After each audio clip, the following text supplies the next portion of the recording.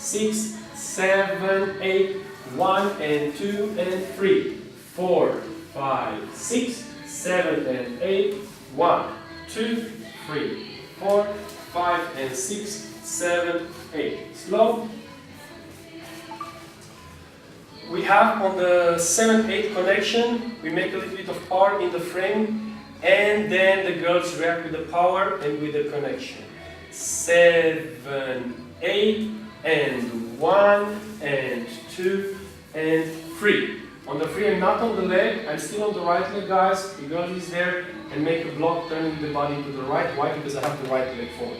And then I go soft backwards on the wave, and here I don't guide the girl. I just let her fall with the body on me. Don't go big, guys. Go there where the leg is. And 4, 5, 6. On the 6 I block. And now I make short 7 and 8, 7, and I go on the leg. Good. After this I will go pushing the left leg forward with the 5 and turning the body 1.